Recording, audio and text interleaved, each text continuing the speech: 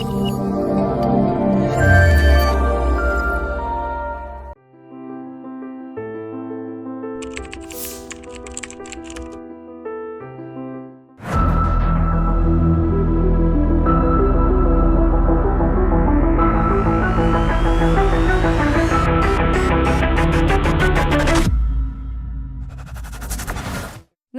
मैं Swati journalist break episode में आप सबका स्वागत करती है।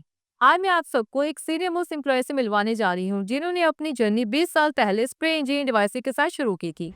बिहार के बक्सर जिले से एक छोटे से गांव जयपुर से निकलकर इन्होंने अपने सपनों को सच कर दिखाया। गांव में अच्छी स्कूलिंग की कमी और आगे पढ़ने की लगन इन्हें वेस्ट बंगाल तक ले आई, जहां इन्होंने अपनी प्राइमरी एजुकेशन कंप्लीट की। लेकिन इनका सफर यहां तक सीमित नहीं रहा। वेस्ट बंगाल में इन्होंने अपनी 11वीं, 12वीं और बीएससी की पढ़ाई पूरी की। मुसीबतों का सामना करते हुए एक दोस्त की मदद से महाराष्ट्र तक पहुंचे और बीटेक मैकेनिकल इंजीनियरिंग में एडमिशन लिया। अपने जुनून और मेहनत के बल पर इन्होंने अपनी जिंदगी के नए मुकाम हासिल किए। तो चलिए सुनते हैं इनकी कहानी, जो औरों के लिए एक मिसाल है।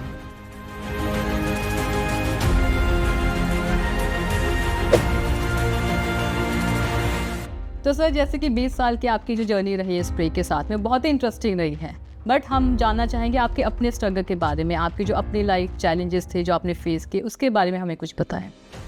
मैं बिहार के एक छोटे गांव जयपुर से बिलोंग करता हूं, जो बक्सर डिस्ट्रिक्ट के अंदर आता है। हमारे गांव में कोई स्कूल नहीं थी। हमें अगर प्राइमरी स्कूल भी थी तो हमारे गांव से 3 किलोमीटर 4 किलोमीटर दूर थी। अच्छा। कोई साधन नहीं था। हमें अगर कहीं मार्केट जाना हो तो गांव से 8 किलोमीटर पैदल जाना पड़ता था। 6 क्लास के में जब मैं था तो मेरी मदर एक्सपायर कर गई।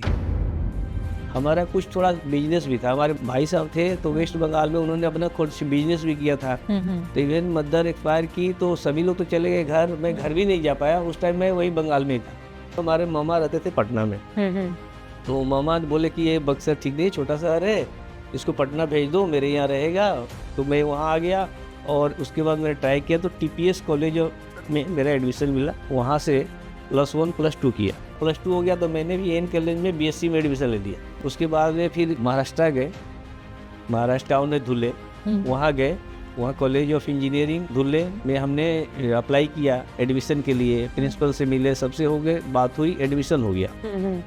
और जब हमने इंजीनियरिंग कर ली उसके बाद भी आसान नहीं था, लाइफ में बहुत स्ट्रगल था। तो यहाँ से हमारी स्टार्टिंग की जर्नी थी।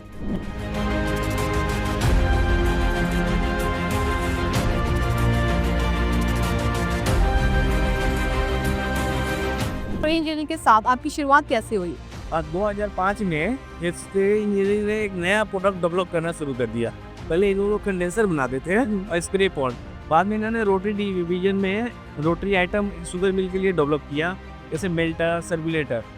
हमने हर ईयर कम से कम 100 सर्कुलेटर बनाए। हमारी कंपनी 9 चेम्बर की एससीपी भी डेवलप की है। 9 चेम्बर की एससीपी एक बहुत बड़ी बात होती है, कहीं नहीं था। पहला हमने जीएमआर आंध्रा में लगाया, फिर हमारी एससीपी सक्सेस हुई। वहाँ से हमारी कंपनी का ग्रोथ बहुत हुआ। अब जैसे मैनेजमेंट स्किल की बात करें तो जैसे आप पूरा एक यूनिट लीड कर रहे हो, 80 लोगों की टीम आप हैंडल कर रहे हो, तो ये स्किल डेवलपमेंट कैसे आप में आई? देखो, इनकी बच्चों की क्या होता है, वर्करों की छोटी छोटी सी प्रॉब्लम होती है। अगर हम उसको सॉल्व कर दें टाइमली तो एक ना स्ट्रेंथ और बॉन्डिंग बनता है आपस में।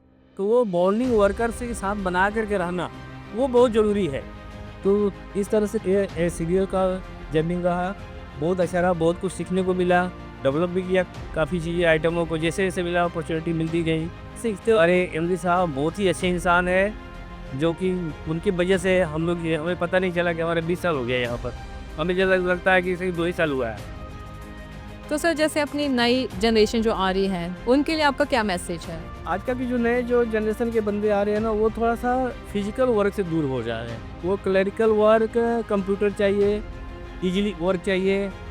बाकी जब तक सर आप प्रैक्टिकल नहीं बनोगे तब से नहीं सीखोगे। तो मैकेनिकल से जब आपने इंजीनियरिंग की तो ये सोच लो कि आपको हाथ से काम आना ही चाहिए और हाथ से काम करना ही है शुरू में। बाद में तो आपको बैठना ही है, हैंडल करना है।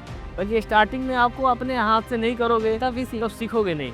तो सर हमारे जर्नी बेस्ड एपिसोड में आने के लिए आपका बहुत बहुत धन्यवाद और उम्मीद करते हैं कि आपकी जर्नी हमारे साथ ऐसे ही कंटिन्यू रहेगी। बहुत बहुत धन्यवाद। बहुत थैंक यू।